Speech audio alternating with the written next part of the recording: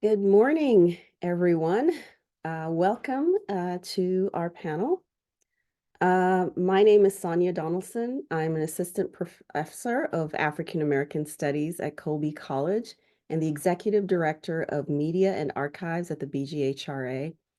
And it is my pleasure to welcome you to our panel today, which will focus on the BGHRA's partnership with New Jersey City University. So this partnership came about through a $3 million Mellon grant spanning 4 institutions. And so with me here today and with us here today is Dr. Jennifer Musiał from NJCU and Patrick Craig. Dr. Musiał is a white settler immigrant neurodivergent feminist teacher scholar who earned all her degrees from interdisciplinary programs. She's one of the few professors with a PhD in women's studies, a point of great pride. Very awesome. Very awesome. She publishes in 3 fields: reproductive justice and gender-based violence, critical yoga studies, and women's and gender studies field formation. Recent work has been published in Social and Legal Studies, Journal of Feminist Scholarship, and Feminist Formations. She has new chapters in Rethinking Women's and Gender Studies, Volume 2, Carcerality, Locally and Globally, Feminist Critiques of State Violence, and Routledge Companion to Gender, Media, and Violence. Jennifer always has multiple projects on the go. One project is a book manuscript that examines the effective dimensions of reproductive citizenship.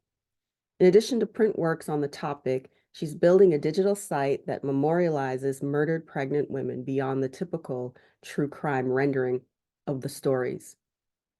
In 2010, Musiał completed a 200-hour yoga teacher training. She taught in studios, drop-in spaces, college campuses, and 2 carceral facilities.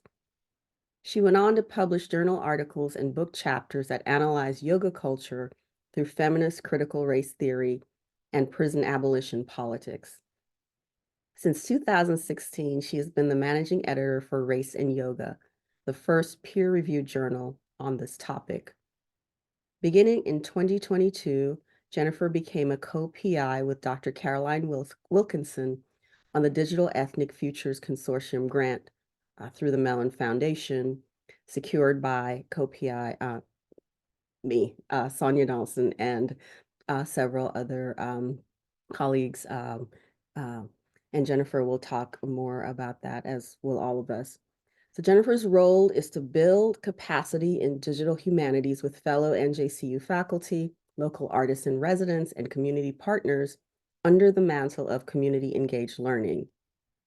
Through the grant, Musiał hired several NJCU students as co-researchers on DEF CON projects, including Sheila Preto and Patrick Craig, to work with the BGHRA as community partner. And Patrick Craig is a queer historian currently studying at City University of New York Graduate Center, where they are working on their Masters of Liberal Arts with a concentration in women's and gender studies. Craig recently graduated from New Jersey City University with a Bachelor's of Arts in History with a concentration in queer and sexuality studies. During their time at NJCU, Patrick began working with DEF CON as a student research assistant for the BGHRA. As a research assistant, Craig has worked on building the narrative framework for the BGHRA digital archives, which includes keyword and annotation projects for the transnational adoption playlist. They are currently working on previous years of our annual conference. So I want to start, if I may, by just giving a quick overview of the grant itself, and then to talk a little bit about some of the sort of intention and work of the grant and how the BGHRA partnership functions. After that, we will be hearing from Dr. Musiał and Patrick about their roles on the project. We'll talk a little bit about what that working relationship looked like, and then we'll open it up for questions with everyone. Okay.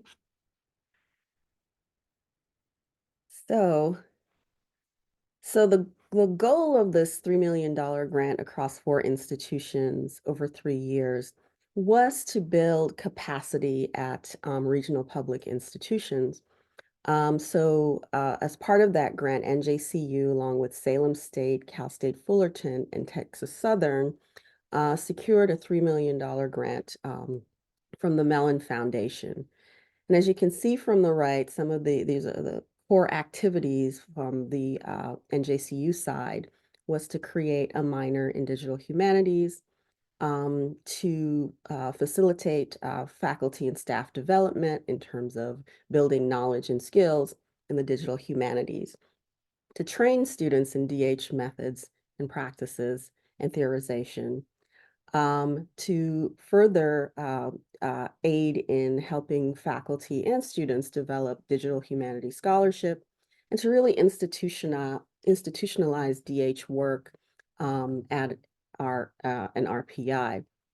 And so part of that included thinking about the creation of a digital humanities working group that was open and inclusive to faculty and staff and students, where folks could come together across readings, looking at projects and kind of talking through the works that they encountered. There's also an artist in residence program across the life of the grant, and there's also support for a broader network of DH scholars beyond NJCU. So, for example, the working group was open to other scholars in the region. Um, so this is really uh, a way of us thinking through not just one single dimension of digital humanities, right, which is typically faculty focused in terms of building faculty digital scholarship, but it's to also think about the people who support scholars when they build their work, uh, like librarians, like students, other staff members. And so the grant really took a kind of holistic approach to thinking about what constitutes sort of the making of digital scholarship, and what might that look like to include all of these people, as well as thinking about the community itself. So this is the way that BGHRA became a part of the grant project, was to thinking about um, those elements of student mentoring and training, as well as working with a community partner to build a relationship beyond single sort of one-off interactions, to build sustainable relationships. And so some of the work that I really want to leave the time for Jennifer and Patrick to talk about some of the work that they're doing. But one of the things that was really important for us was to think about the archive, right? The body of work that BGHRA was creating, and the way in which digital creations function as kind of ephemera on the web. And we started really thinking seriously about the work that had been produced over these many years and what might happen to them. And so we came to this idea of creating this digital archive really as a service to the broader community, right? That includes scholars, that includes individuals, includes students, to thinking about the way that we can create um, an archive that would be supportive of the educational aims of BGHRA, uh, first and foremost, but then thinking about the community building aspect of it as well. And so we've had a great opportunity to work with NJCU in doing that kind of work. And with that, I think I'm turning it over to Jennifer to talk a little bit more about this working relationship.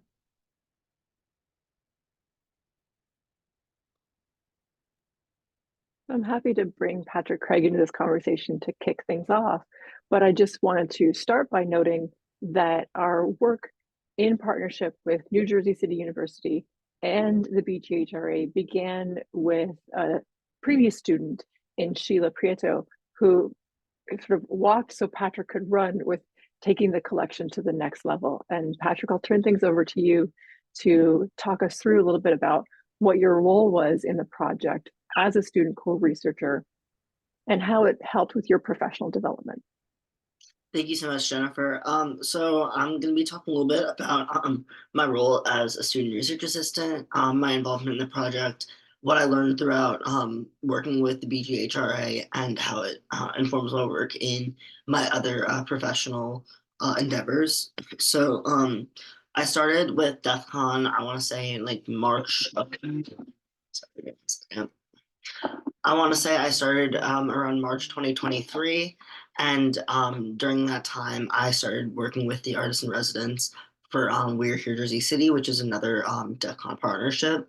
Um, Around the time that project was wrapping up in the middle, towards the end of the summer, I began working for the BGHRA with a couple other students. But I since then, I feel like I've taken on a majority of the responsibilities for the transnational adoption playlist, as well as um, going forward post graduation with NJCU. I've been going through previous years of our annual conference to summarizing keyword those as well. So during that time, I really wanted to stress the importance of digital accessibility through these types of things.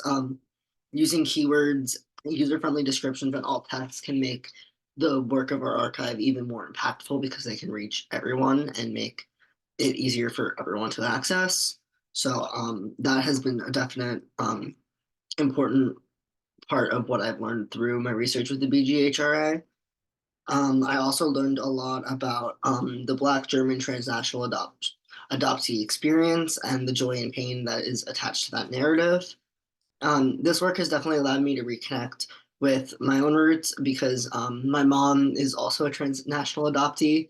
Um, I'm not Black and my I'm biologically not German, but my mom was adopted by a German American. So learning more about the Black German transnational adoptee experience has also informed me a lot of my own roots and some of the history of my own family. So I think that is also and a really exciting part of what got me involved with this project in the first place.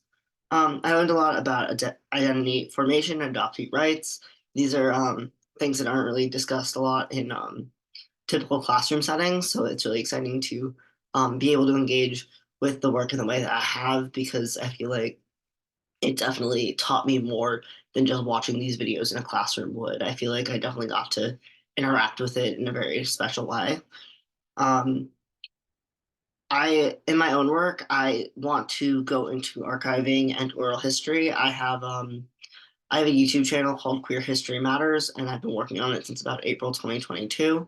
Um, I actually started after a class I took with Dr. Jennifer Musiał. It was called LGBT Social Change, and I was able to interview a queer elder from Jersey City, which was really exciting. So now I like to interview other queer people and uplift their voices and tell their stories. So I feel like definitely the discussions we've been having around ethical archiving and digital accessibility has definitely been informing that as well. I definitely feel like the work I've done here definitely will shape the way I go about my YouTube channel and turning it into a proper archive in the future, like I've been doing with the BGHRA's YouTube channel. I think it's a really interesting way that we're going about archiving it, and I think that would be really useful for the type of work that I've been doing. I've also previously worked for the New York City Trans Oral History Project. I had an internship last semester with them, and I was doing that on top of my work with the BGHRA's Transnational Adoption Playlist. I feel like having those two very different experiences in archiving at the same time has definitely like led to a lot more learning and development, and I think that's really awesome. Um, in terms of ethical archiving, it brought up a lot of questions, including what does it mean to find yourself in state documents and archives? What does it mean to tell your own story against the official narrative, and which stories are told and not told? There was this one article that Jennifer had shared with me about silences in the archive and why they exist. And sometimes people are not necessarily telling their stories because they're afraid of it being misinterpreted by someone else. And being able to tell your own story with your own voice definitely allows for the archive to have a more diverse and accurate encapsulation of what it means to be a Black German, which I really like. Um, and yeah, I just want to emphasize the transferable digital humanities skills that we've gained, because I feel like I've definitely expanded what I feel like I can do for my own personal capabilities in terms of my own projects and other projects. I'd love to see more digital humanities courses offered at NJCU, and we are through this grant, which is amazing. And I definitely want more people to have this experience because I've learned so much through it.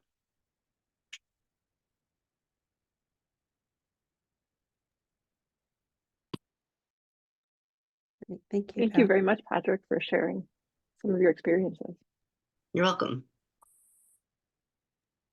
So maybe what I can do then, if you would like to move on to my section, is to talk a little bit about the process that brought us to where we are today. And it all began when we started reading about archives.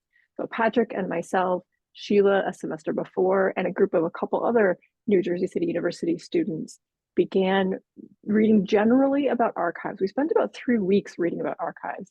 And I really appreciate, Dr. Donaldson, you gave us some things to read to kind of add on to our syllabus in preparation for encountering our work together with the BGHRA. And then after reading about archives, we layered on by reading about the Black German transnational adoption experience. And so much of those readings came, again, both through Drs. Pena and Donaldson sharing the literature with us so that we could become more familiar with both state accounts and scholarship and personal narratives. And so we spent about 2 weeks or so reading about Black German transnational history. And then after that, we really started looking at the BGHRA video collection.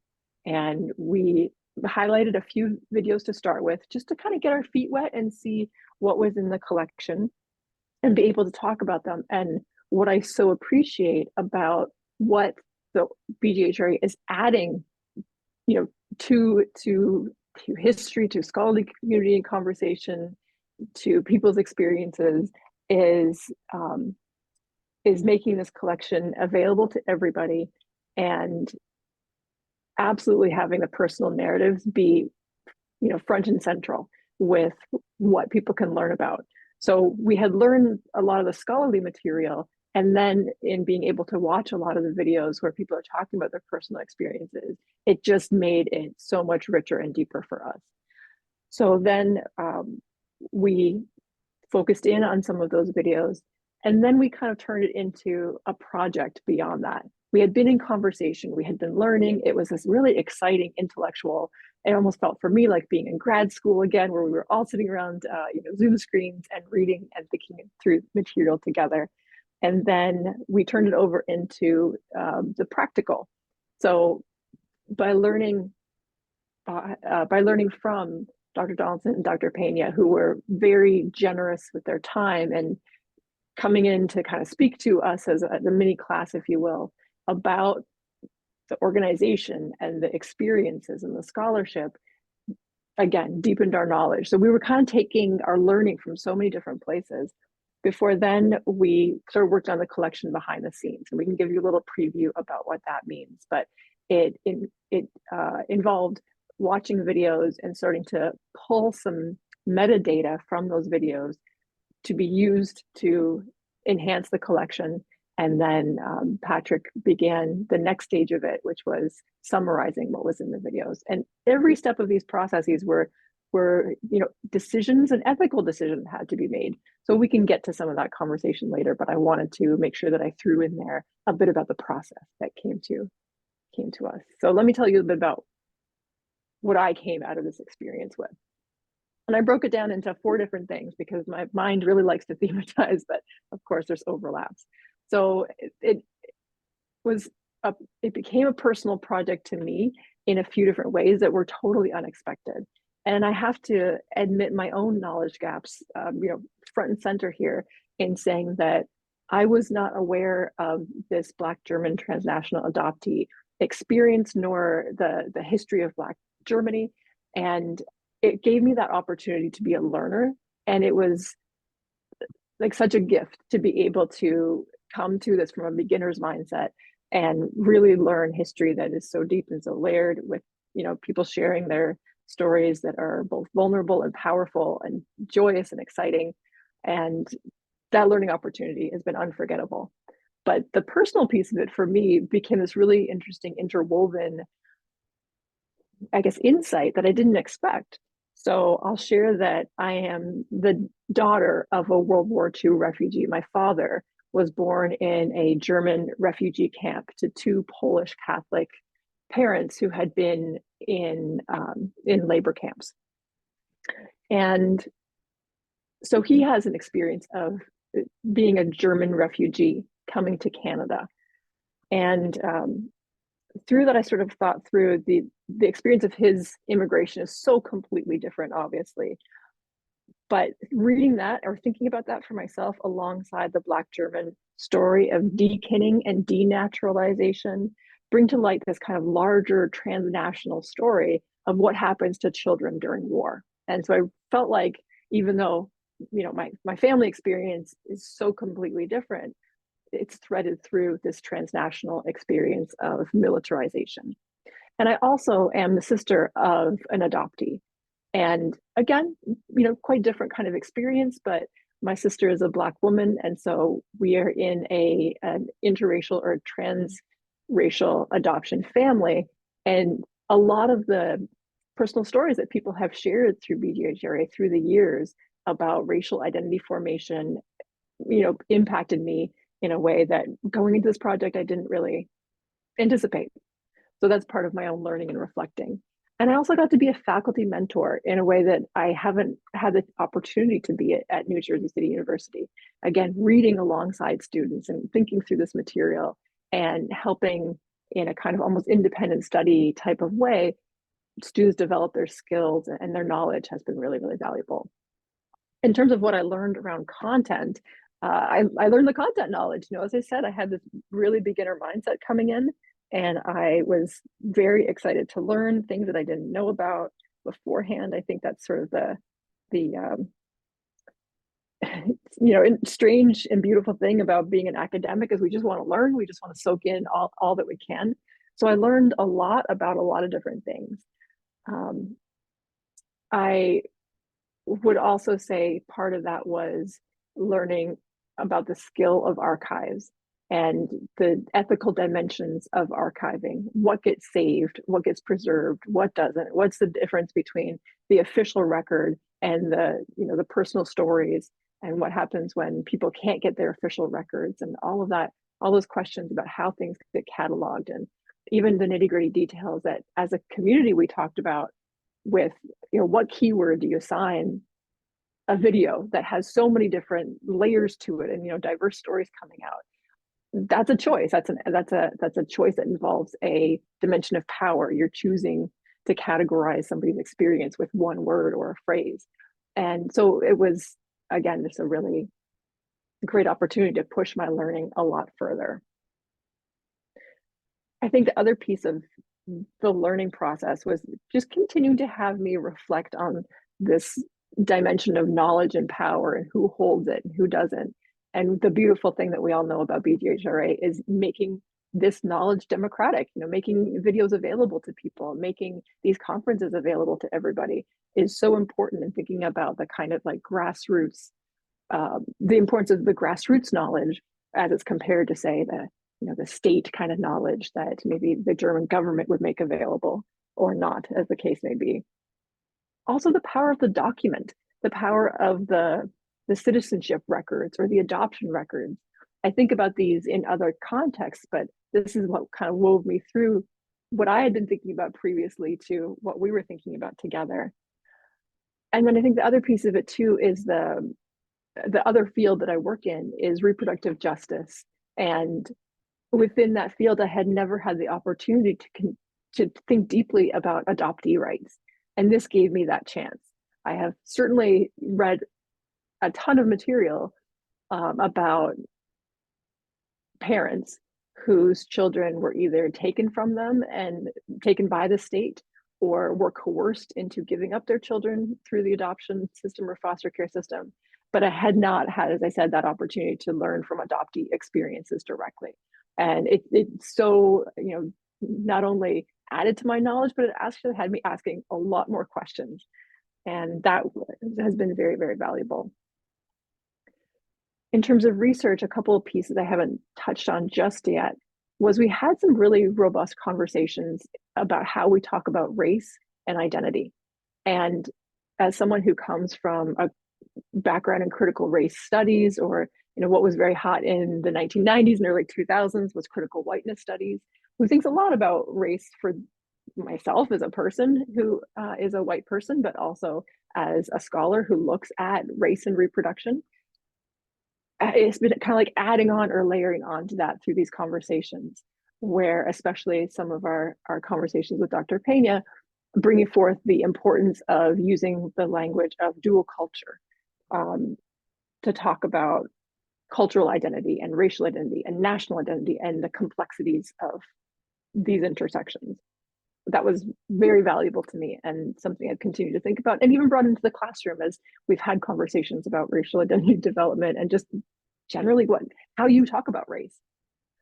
I, in my outside of this world life, have been working on a digital project that Dr. Donaldson mentioned at the top. And that is how I came into the DEF CON universe to begin with. When I completed my PhD, way back when, I was left feeling like the available narratives about violence against pregnant women were not sufficient. And not only were they not sufficient, they were damaging to how we should be understanding violence. And I had always anticipated or wanted to create an alternate archive, I'll say. And I was able to begin that work through my involvement with DEF CON, which I'm super always grateful for, because it was a back burner project I wanted to get to.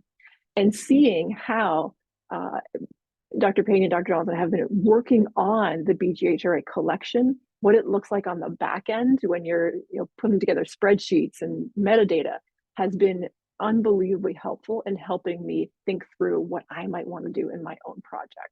So I've learned a lot of skills that I will absolutely use as I continue to build that site and make it a teachable site, not just a site that doesn't have any interactive components to it.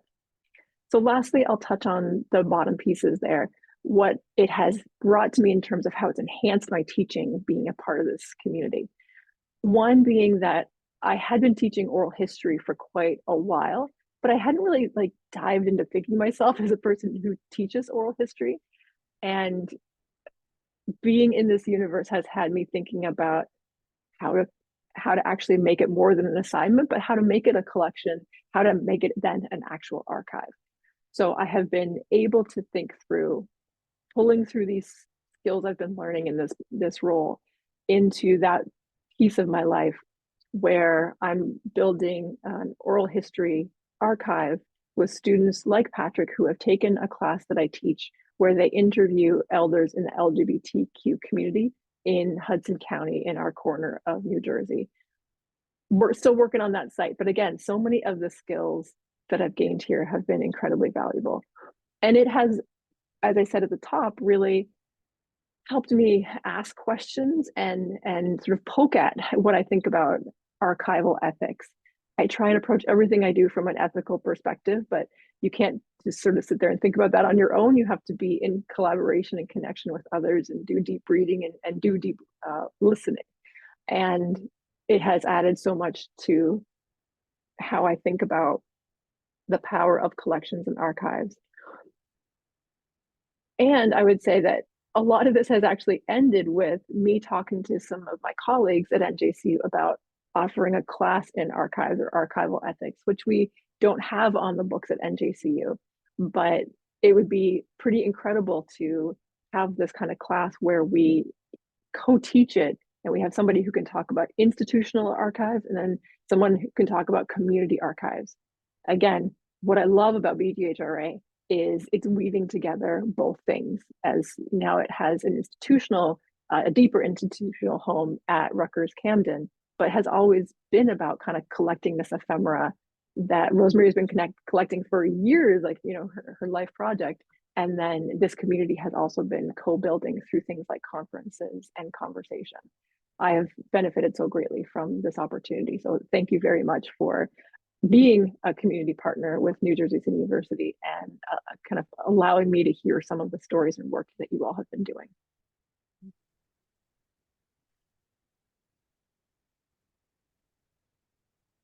This is really wonderful. And I'm hearing some things that surprise me that make me so very happy. So feeling quite a bit of joy at hearing both you and Patrick, Jennifer, you and Patrick talk about your experiences working with BGHRA. I wonder if you could each spend a little bit of time talking about the ways that the project opened up for you some of those personal spaces, right? You both talked about um, encountering or having the experience of discovering something new about your own familial relationships that directly relate to work on the project. So can you each talk a little bit about the impact of that kind of discovery that came through the work? Sure, absolutely. So, for my own personal experience, my mom was born in Prince Edward Island and was adopted, um, by a German American woman, my grandmother, and an Irish American man, my grandfather. I never met my grandfather, but my grandmother and I were very close before she passed. And I actually started this project maybe like 4 or 5 months after she passed. So honestly, just learning a lot about like what it was like to have both of my mom and my grandmother go through that process of um of going through like the adoption process and honestly the trauma that is involved with it as well as you know like I said there's joy and pain in this narrative and I think it really opened up my eyes to the joy and pain that both these women in my family have experienced because like I said I haven't met my grandfather so I don't really know much about his experience but from the stories that they've shared with me it overlaps a lot with some of the videos that we have been studying and researching so it Mhm. it really has opened my eyes to a lot of the joy and pain in that narrative. Mhm. Awesome. Patrick, if I could just follow up quickly, did that have an impact then on how you approach the project or sort of engage in the process of working on the project? Definitely. I feel like whenever I try to approach a project, no matter what type of archive it is, I try to find the humanity in basically anyone's story. I feel like everyone's story should be considered equal. And like like we touched upon briefly, not every story gets to be in like the state archive. So I feel like the working with a community-based archive who are telling personal stories and sharing their own family stories, it really allows me to connect to it in a more personal way because it's less filtered. It allows everyone to share their own story and it allows it to be equal footing. And um, kind of like what Jennifer said with the way that BGHRA allows all of their stuff to be free to the public and allows it to be accessible, that definitely allows there for to be less silences in the archive because it's accessible to everyone. And like I know my mom has spent so much money on things like Ancestry and 23andMe and stuff like that. And I know a lot of people who are transnational adoptees have used sites like that. And it's unfortunate that a lot of them cost a lot of money and don't have like the free trials hardly allow you to have any access to information when in reality everyone's story deserves to everyone deserves to be able to learn their own family history and this history should be shared because like I was a history major when I did my undergrad, and I feel like when it comes to history, it's not going to be remembered unless everyone can remember it. Like, if things aren't widely known and accessible, those stories are going to get forgotten. So that's why I think this type of experience has been so eye-opening. Mhm. Thank you. Jennifer? Yeah, I think I'll hone in on my dad for the personal aspect of it. I I didn't grow up in a family where these stories were told. We know what the history is, but I think like so many families who have a traumatic refugee experience, it's you come to the new country and you don't want to think about what happened before. And so I don't know all of the everything about those experiences. And my grandparents are no longer living, and my dad is aging, and he was 3, so he doesn't have personal memories of the before times. Um, and it's also interesting to hear like or to know who has the family stories and who doesn't. Like his younger siblings, I think, know more of the stories than he does. Anyway, that's neither here nor there. But so the stories weren't told or weren't passed on, and I think approaching the age that I am now in my mid 40s has really had me craving that history. And also, I think craving, I, thinking more about archives. I think it's just maybe a function for me of getting older and being like, all the stuff has to be preserved, and it's about facing my own aging process. But but it has kind of made me feel like I I need to do some of the preservation work for my family. I'm also the only academic person in my family. And I was gifted by my aunt when my grandmother died a binder that I have that has all of my dad's family's documents. So it has the Nazi documents in it, like and the documents that track where they were moved to, and it has the refugee documents. It has the government of Canada documents when they were approved for being a refugee. I recently found, because my dad has a folder, which is not in this binder, but when I went home last, I found a folder where my grandmother was writing about her experience. I think it was for the refugee process. And so I learned some things about her experience that I didn't know that were very, very difficult to read. And so I have these documents and now I'm learning about these stories. And for a long time, I felt like I don't know that anybody else in my family cares that much. And so what happens to the binder once I no longer have it? Who wants it or who cares about it?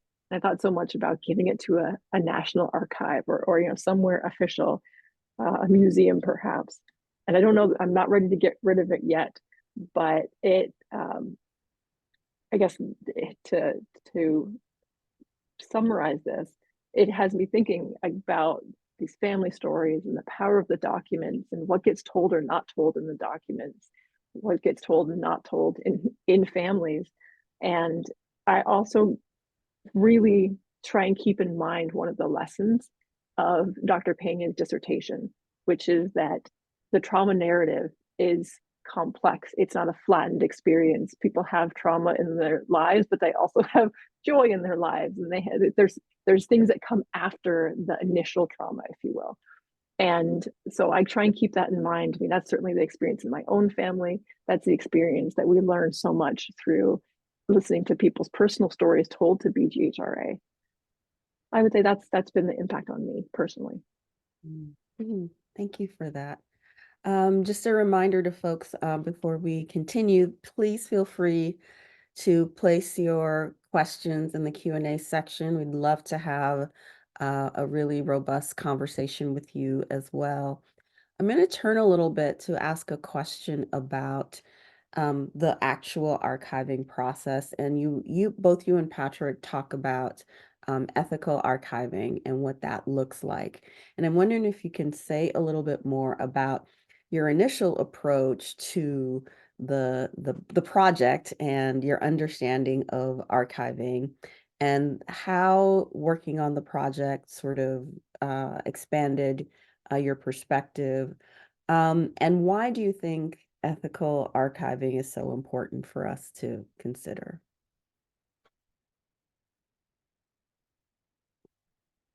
Um, so one reason why I think ethical archiving is so important to consider is that it allows disabled people to better access the archive. So for example, one thing I did for a majority of my projects has been like the keywording aspect. It helps those who aren't able to like go through large amounts of information. It helps with like keeping it brief, just finding down the different types of things that you're interested in learning about. It is also good for not only disabled people, but for those with like my computer is pretty slow. I don't know if y'all have been noticing, but I've been turning my camera off a little bit because sometimes like when I have the camera on, it overheats and can crash sometimes. So I feel like if there's a way to file down the results, it can be less overwhelming to someone who has like say an older device is trying to access it. Especially like for older American or older adults, I know they like I know my dad for a long time he had a flip phone and would only look up things on his Kindle or whatever because that's what he knew how to do.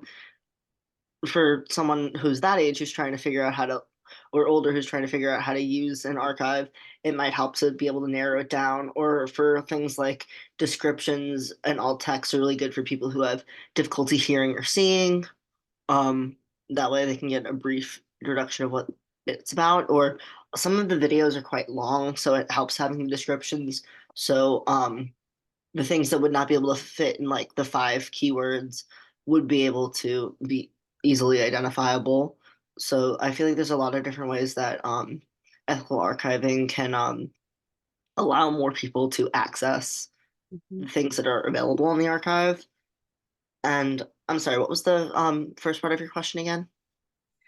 Well, yeah, so part of it was thinking about what you sort of learn, how you approached it initially, and then what you learned sort of in the process, about what those many dimensions of ethical archiving.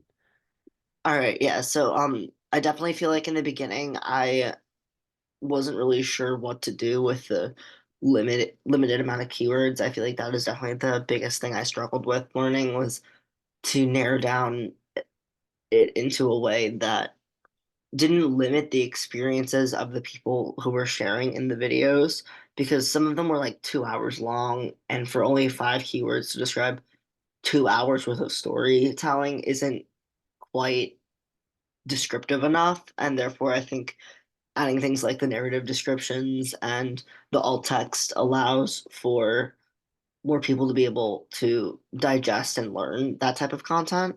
So I think that's really important. And I think throughout it, also, I found the article I was referencing earlier. It's called Of Things Said and Unsaid, Power, Archival Silence, and the Power of Silence by R.G.S. Carter. That article specifically, when I read that, it really opened my eyes up to like whose stories are told and not told. And for a while, I was like when I first entered this project, I was like, oh, who wouldn't want to share their story? Like, doesn't everyone want to be recognized in an archive? And now I recognize now, like, that's not true. Some people don't feel comfortable sharing. Like, for example, like as a queer historian, I know a lot of queer people would not feel comfortable sharing their stories when it's told like or moderated by a straight person, that kind of thing. So I feel like that definitely also can apply here in terms of um the Black German lens because it's also difficult to make those decisions when you're not Black or German and you want to best honor the people in your archive without limiting their experience because you're not sharing the same lived experience. That is definitely something that's difficult to navigate and important for me to recognize going through this project. Um, so I definitely think the silences and just recognizing that there can be limitations into what you can add into like a description or a keyword, but just doing the best that you can to represent the people you want to represent in the best light possible and Mm. be as true to their story as possible. Awesome. So you encountered quite a bit of tension between the sort of the limits of the technological, really, right? And then pretty much the technology kind of pushing you to find other ways of making the material, the experiences accessible without sort of breaking the bounds of a sort of ethical relationship with the the subjects in the video or the people telling their own stories. Um, so I found that when we had that conversation about keywording, it was really kind of a fun conversation because I could tell that there was a tension there between wanting, as you said, wanting to tell, wanting everyone to know, but at the same time, sort of recognizing, um, you know, um, there are certain things that you can sort of point people to, and certain ways of approaching the archives that leave the storyteller's role intact. Um, thank you for that. Jennifer, did you want to also talk about the ethical dimensions of this work as well? I think I'll pick up on what you just said there, which is the importance of silences and making space for silences. That was, yeah, absolutely, that you both have cited, and thank you for bringing that into this conversation. That article is so valuable to read and think through together, because I think this is like the academic impulse, which is also a colonial impulse, which is like the need to know, or the feeling of the right to know everything and anything that we think we should know, and just to be okay with not knowing. I remember there's some excellent material I've read before about just knowing that we're never going to know everything, and that is fine. That is absolutely fine. I think connected to the silences is the idea of something being temporary. And so archives, it kind of brings to mind this idea of you're preserving something forevermore. And I know, Sonya, we've talked about, and I've learned so much from you in the digital humanities realm about how sometimes things have a beginning date and a sunset date, and they're not there to be preserved forevermore. And that has helped me think a little bit about, I'm funny because for my own project, I'm not quite there yet. Because I'm like, what do you mean? I'm putting so much work in. Why would it be around forever? But maybe archives are not meant to be forever. And I guess the other piece of it that was really interesting to read about and think through is the question of who owns the material. So in this, again, like Euro-Western lens, once you give something to, say, a university or an official archive, it feels like it's supposed to belong to them. And often there's legal language that says that now it belongs to them. And I'm sorry, you want that, for me, you want that family binder back? I'm sorry, you don't get it back. And this is, again, the question of who owns or is the holder of the knowledge versus maybe who should be. And those things are not necessarily the same thing. So there's these tensions between institutions and donors that I've been thinking a lot about, how it's temporary, but then it also kind of creates a silence. I'm imagining, I don't do archival work myself, I'll say that up front too, but I'm imagining somebody goes into an archive and gets a box, and then you're going through, and then, well, box is missing. What happened to that box? Well, maybe the people decided you don't get to have that box anymore. Or I also think through the work that a friend of mine does. My best friend works in Indigenous archives, and there's only certain times of the year where you're supposed to access certain archival materials because they're connected to a ceremony that only happens at that time of the year. There's a lot of different layers that I hadn't given any thought to. That's, again, my own knowledge gap that I'm trying to fill, but this partnership had me thinking about all of it. Awesome. Thank you. I think that's so important for you to touch upon the importance of the temporariness of an archive. I feel like a lot of the times we think of it as something permanent. So I think of an archive as the information that is there temporarily and not meant to be forever. I think that is also an important thing that I didn't really think about before starting this project. So thank you for bringing that up. Wonderful. I'm going to go to the audience and take a question. And Spencer, says, Dr. Pena, thank you for your vision. It is so exciting to see it come to fruition in ways never imagined by most of us. Dr. Musiał, this question's for you. What facts or circumstances surprised you most as you listened to the stories of the BGHRA adoptees? And I would say, Patrick, I would love for you to answer that as well. So, Dr. Musiał? Yeah, I'm happy. I saw this question, so I got a second to think it through. So I'm happy to jump in first. Thank you for this question. I was most surprised at factually what I didn't know, and was surprising to me was that um, people were denaturalized. Their citizenship was removed, and basically, I mean, it's a story of deportation that these children who were born were then sent to the United States and stripped of their citizenship. So that is something I factually didn't know. And because in other realms and other parts of my life, being someone who was educated in women's studies at what was then called women's studies at York University, at the time that I was, transnational feminism was like the big thing. And we were always talking about these things like state documents and how the state operates on your life and what citizenship means. And so that was, it kind of like brought me back to those conversations. It was something surprising I didn't know. And I think the thing that surprised me was when children were removed from their mothers' homes, or their mothers were coerced or chose to give children over to the state. I was surprised that in the process of denaturalization and removal of citizenship, that there wasn't a greater attempt to place those children with their fathers. And I feel like I know the answer to that, like the greater scheme of things about the ways that states work and the way that racism works. But that's the thing that I was actually also surprised about. How about you, Patrick? I think this kind of ties back to a little bit what Jennifer was talking about earlier and about what happens to children during war. I feel like that was definitely what surprised me the most was the mistreatment of all the adoptees. There's definitely like, pain and joy attached to the narrative, but there is a lot more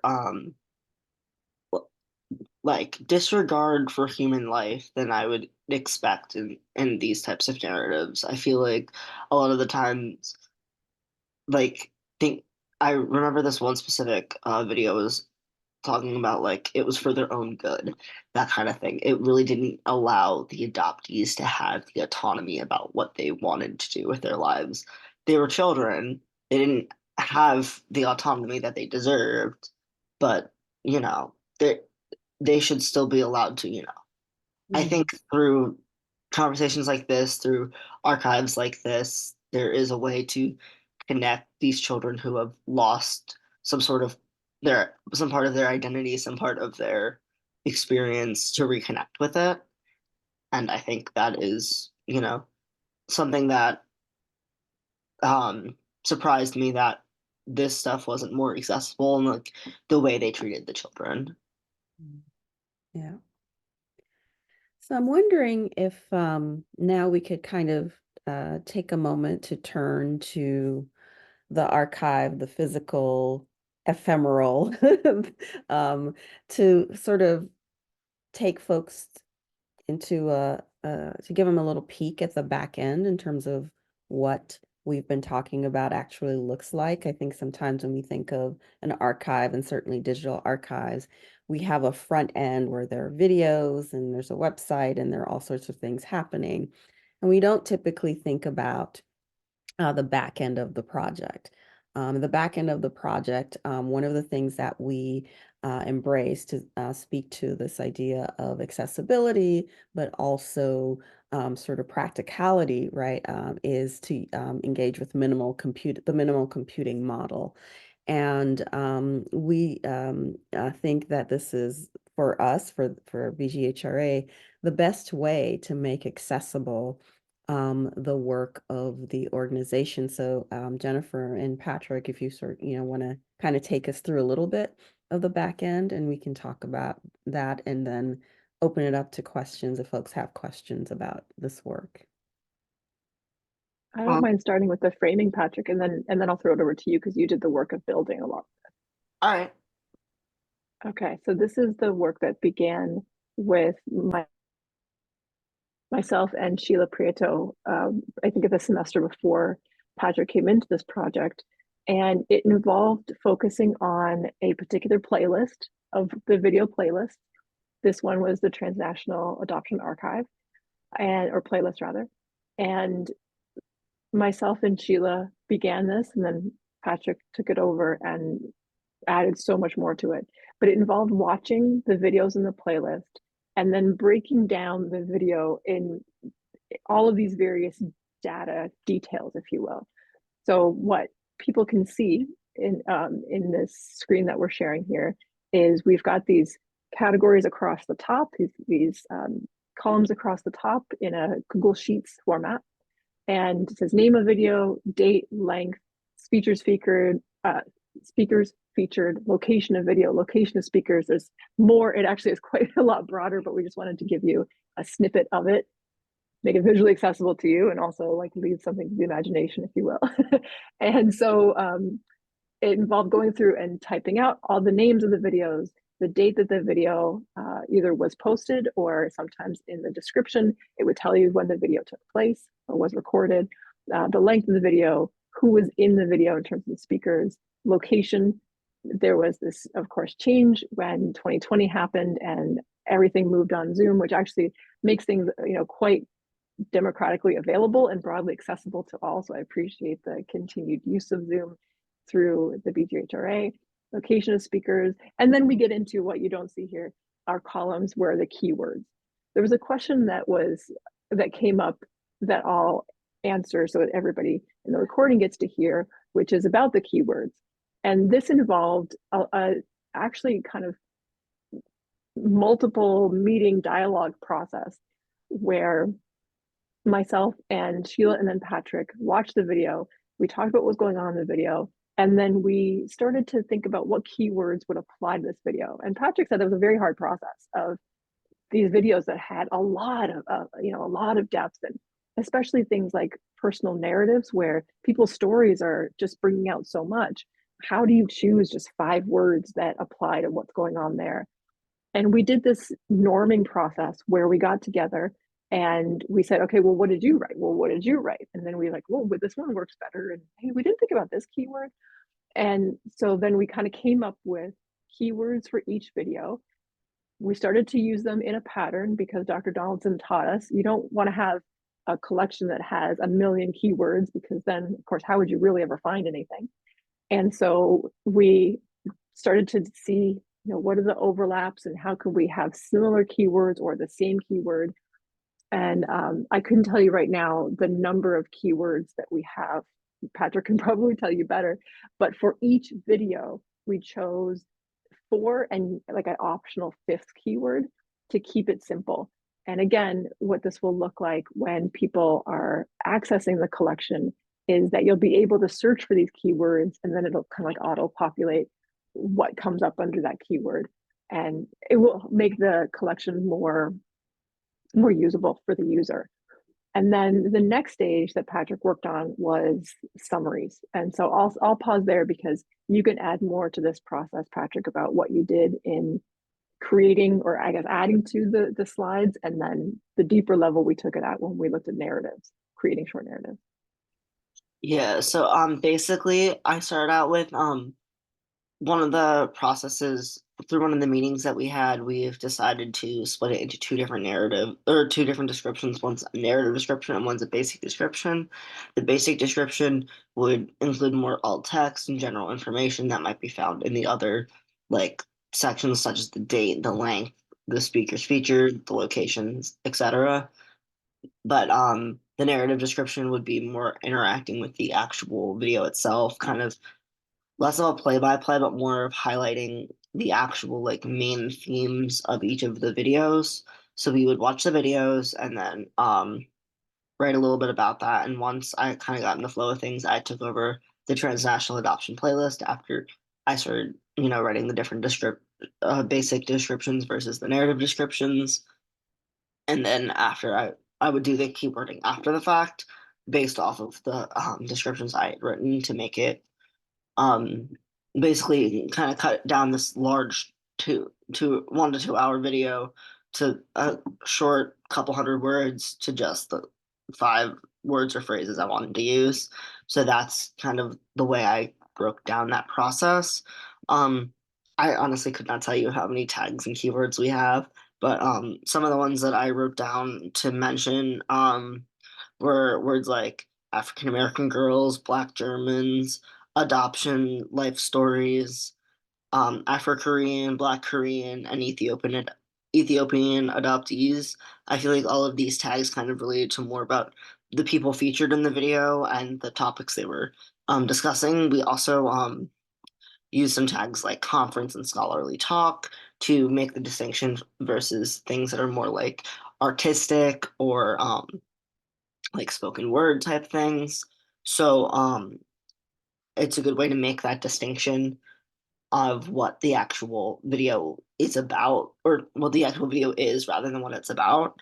Um, there was also the tags of World War I, World War II, post World War II, and the Weimar Republic.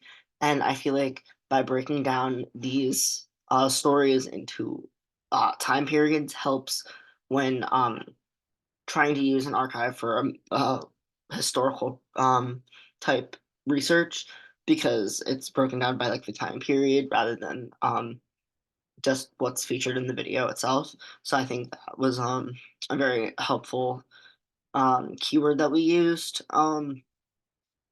But yeah, there was definitely a lot of different keywords that we used depending on the content of the video.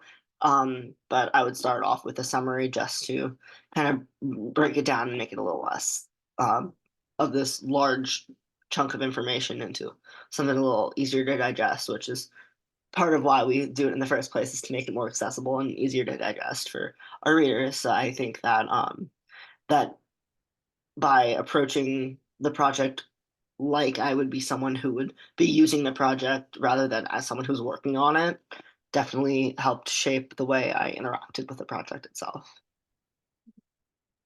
I also just want to add, if you don't mind, that this is the piece that's really important to this whole partnership is collaboration. So students and myself sat down, we looked at this together, but then this is not ultimately what was decided. We had meetings with Dr. Donaldson and Dr. Payne and said, hey, what do you think about this? Like, does this keywords feel like it fits what the collection is? And it resulted in some changes that that we implemented in this slides. And then, or sorry, in the sheets.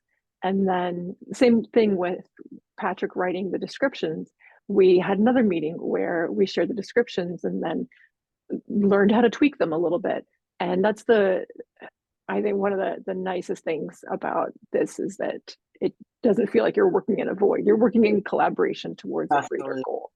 I think working in the collaboration definitely takes a lot of the pressure off of me as well, because it's not my project. It's a collaborative project with everyone involved, everyone working together who share the same goals. And I think that's part of why I like working on this project so much, is because there is that aspect of collaboration. Like, I know it's not just me, again, like trying to do this massive thing. I'm trying to work with other people to make the archive better and enhance the user experience. And I think that's a really important aspect. Thank you for touching on that.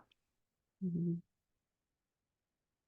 Thank you both. I one of the things I want to say is that this well, some people like this, but the back end work is an almost thankless task. It's a lot of really sort of detailed, sometimes tedious work. So we really appreciate that Patrick and Jennifer brought this enthusiasm, but also a commitment, right, to really honoring this archive and to really honoring these documents and the stories that are being told. So the back end work is always laborious. Um, And I think one of the things that we want to emphasize with this panel and with this presentation really is the importance of collaboration, yes, across different institutions, and to think about the ways that we might model these kinds of collaborative work, right, and the possibilities for doing work between institutions and with institutions that we would not typically consider doing work with, or maybe would not be provided the opportunity to do the kind of work that we're doing. So what this opens up for BGHRA is the opportunity to bring faculty and students into community and to work in the context of a kind of mentorship of folks as well. So it's one of my mentors years ago described it as a form of mutual mentoring, right? We're both learning from each other very different things, and we're both gaining from this sort of mutuality of the mentor relationship. So right now, the plan is to complete the archive and make it publicly available. As many of you know, quite a number of the videos, BGHRA videos, are already on YouTube and accessible. The goal of this project is really to provide a greater degree of accessibility than one can have in the space of social media. So we're really looking to refine this archive and make sure that the work is rigorous and intellectual and ethical and accessible for those who want um, to engage with the archive, that it's easy to use as well, hence the minimal computing model. I see we have a question from Emily, and so I'll read it. She says, so Dr. Payne and I think about the conversations our students have with our class guests, several of which are found in this sub-archive about transnational adoption. As the students helping to create the narrative or broadening it, contributing to the knowledge production around these topics. Like through their informed questions for our guests, they are shaping the parameters of a field that the BGHRA is really helping to develop. Black, German, and European cultural studies. It is fascinating to think about this team as then taking what students are asking and how the guests are answering and distilling them into keywords to make these conversations accessible. I would love to hear your reflections on that, on the give and take of knowledge shaping that is happening between the creation of the videos and the archiving of them. Perhaps you can talk about how you've seen the roles of moderators and interviewers in these videos shape what is said and how it's said. No worries, Emily, that's long. You have me like pausing for breath. But it's okay. So the question, right, is I'm thinking it's a question for the interlocutors as well, in terms of how they are also shaping the kinds of answers or the kinds of engagements and then the kinds of answers we sort of get through these conversations. And the question perhaps is, have we had the opportunity to reflect on that shaping? I definitely feel like there is some aspect of the way that moderators can shape an interview. So I think one thing that is really important for me when I conduct my own interviews is to ask as open of a question as possible, avoid something that's just a yes or no answer, allow the most amount of interpretation and fluidity of the responses as possible, and just let the other person talk, share their story. I think that as long as you keep the questions rather open, and by keeping the questions rather open, it's a way that you can allow the interviewee to share their own story in a way that isn't necessarily forced to be a one answer or the other. If that makes sense. Mm-hmm. Yes, I haven't thought deeply about this as it is related to these videos that the BGHRA holds. I talk about it all the time with my students when when I'm teaching them about interview techniques. And I absolutely tell them all the time that on the one hand, when they're thinking about questions to answer, that how they word a question is going to drive the kind of answer that they get. Because I'm teaching them the method of interviewing. And so I always tell them things like, you know, it's almost like a leading the witness in legal language. If you frame the question in a way that assumes you know what the experience is, then you're not giving people the full range of ability to answer in a way that's honest and authentic to them. I talk about this a lot as well when I teach about oral history interviewing.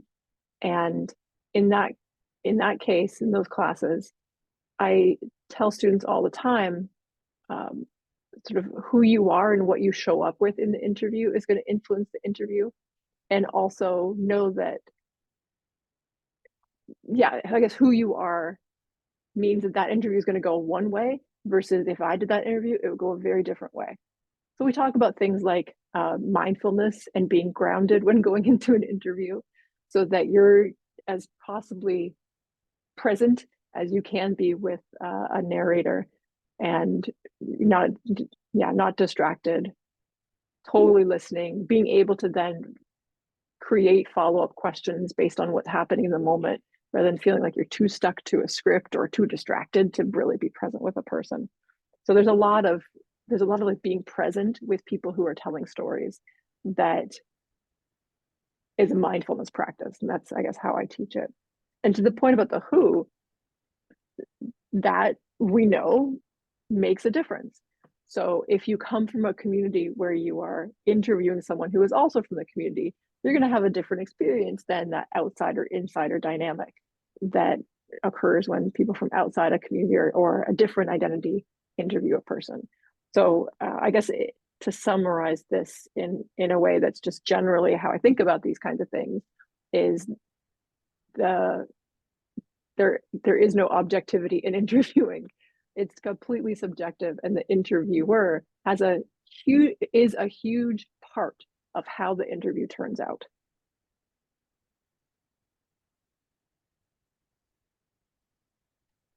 Yes. And I think you're right in that the listening aspect is so important because often we come with a series of questions, right? And we might miss a really important aspect of that person's experience or their stories if we're so intent on our questions that we don't listen or hear. And I guess thinking about it, maybe we can think about the process of going from the sort of video as an object as a whole to thinking about distilling information. So part of the work here in terms of making these archives available um, really engages with a model called minimal computing. It's a model that's used in digital humanities, and it's a way of thinking about what is the least technology, what is the most ethical approach, what do you actually need to develop a project, as opposed to thinking about what are the things that I want to do as a creator of this project. So what is needed is the thing that drives how the work gets done, how we interact with each other. So what is necessary? What is really needed to um, create this thing that will be accessible to people who are the primary engagers, right? So it forces you to sort of decenter yourself in terms of thinking about what you need or want a project to do, and to really think about how is a user going to approach this archive, right? This collection, and what are the ways in which I can sort of operate or create so that they have the least challenge and it's most accessible and most useful to them. And what we're really looking for is meaningful engagement, um, as opposed to entertainment, right? And so digital humanities affords us the opportunity to engage with, technologies um, that can do all the things. But what we're really focused on in thinking about minimal is an ethical orientation to doing this kind of work, both in the context of how we approach these stories, but also in the context of how we create a space for people to access those stories and to access this knowledge.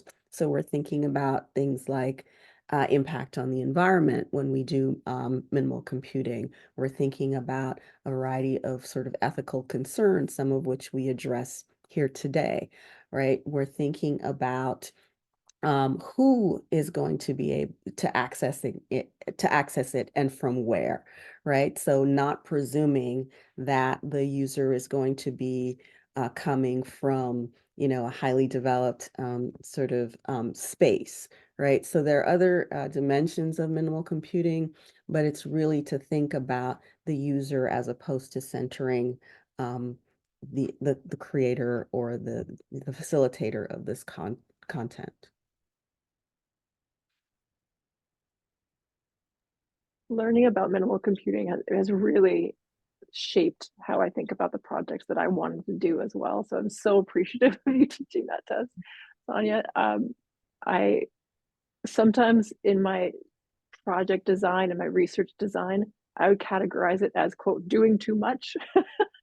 In that I always think about it grander than it needs to be, and just keep adding on things or features that really are not needed. And so hearing about this approach to design has so greatly influenced me. So I appreciate it. Mhm. Yeah, and I think to Emily's question about being aware of how Black Germans are sort of understanding themselves, and Black Europeans are understanding themselves and speaking about themselves and archiving. Again, this is where minimal computing really provides us with an ethical way of doing this kind of work, right? Because we're not approaching it through the mode of objects of inquiry. We're really thinking about stories that people share with us and the ways in which we're then oriented to making the sharing accessible, right? And so again, when we're thinking about keywording, for example, I think that was also part of the question. Again, the ethical dimensions of that, and this is why the process that I think Patrick and Jennifer described is really an ethical process because it's collaborative, right? And there's mutual learning that is attached to it. And so BGHRA is involved at every step of the way in conversation. So it's not that, well, I would say every step of the way. So we provide guidance. There are many conversations that happened before the project even started. The grounding work that was done in terms of the reading, in terms of being better informed about the history, culture, practices, thinking about ways in which Black Germans and Black Europeans have been treated as objects of inquiry. So a lot of that work happens ahead of even laying hands on the archival material. So that's, again, part of the work, I think, of doing this ethically. And of course, we continue to learn and grow, I think, with the doing. So, I would be interested, and I didn't think this through, but I I mean, what we're doing, I wasn't thinking about this, but having this question now at hand about the difference between documenting the liveliness and spontaneity Emily wrote about Black Germans thinking about themselves versus being the object of inquiry. I wonder if we went back, if we would see a different tone in the videos that were conducted over Zoom versus the ones that were in conference environments. Because I think about the comfort level of being in your own home with your own things, and the kind of interviews that were done with families, where you have families bouncing off one another about whether, you know, how that captures things in that more lively, unspontaneous way versus inviting people to come to a academic conference, which might not be their comfort zone. And I guess that's a point of saying that the space and the context of the conversation matters here too. Mhm.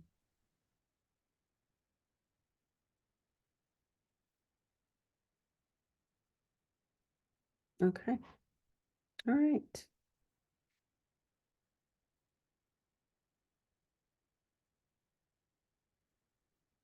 All right. So we have a question from Keith. He says, thanks for unpacking what it means to do this important work. I liked how the word access has been brought up, and this triggered for me questions of disability in the archive. How have questions of ability and disability been relevant to this work? I feel like the questions of ability and disability has been definitely explored a little bit in terms of the accessibility questions in terms of like the keywords and the descriptions, but I also think that there is also always should be more space for questioning ability and disability, because I feel like it hasn't really been mentioned much in the videos or descriptions themselves. So I thank you for bringing that up. I'll definitely I think that there always should be more space for these types of questions. Um, because there hasn't really been much in terms of outside of like the purely what do we want the archive to look like. And I do think that what Dr. Donaldson was saying about meaningful engagement over entertainment value definitely does draw in with this question of ability and disability, because how can we make sure that everyone can have meaningful engagement if it's not accessible to all? That makes sense. Mhm. And I don't mind adding on there too, some of the conversations that we had when Patrick, you were working on the narratives, when we were coming up with the straight description, we really did try to approach that from the perspective of um, people with low vision.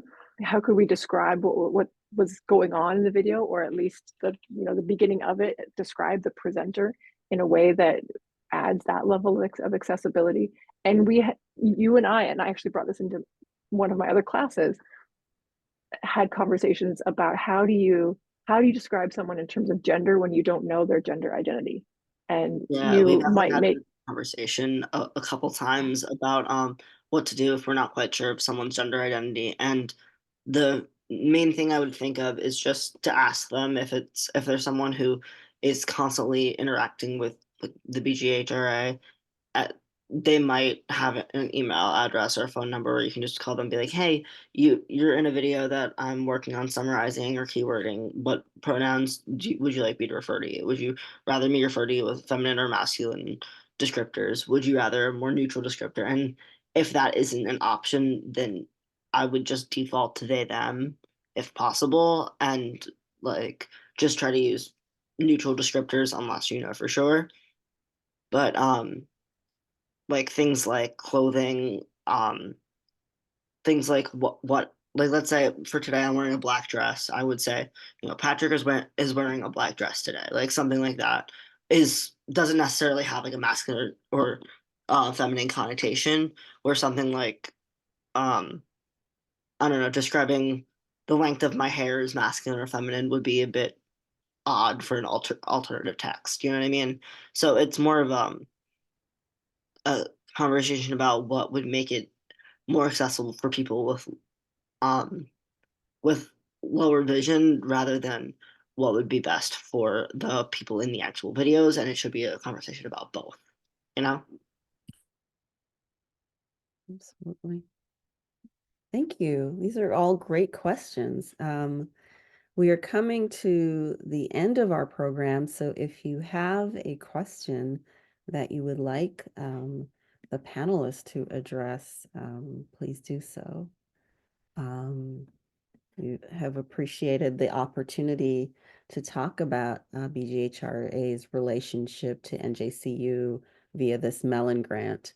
Um, so if there are no other questions, then I will say thank you to my panelists, to Jennifer Musiał and to Patrick Craig. And thank you everyone for coming and listening to us and asking really great questions. We appreciate you being here, and see you at the next event. Thank you Thank for you your so much. moderation, Dr. Donaldson. You.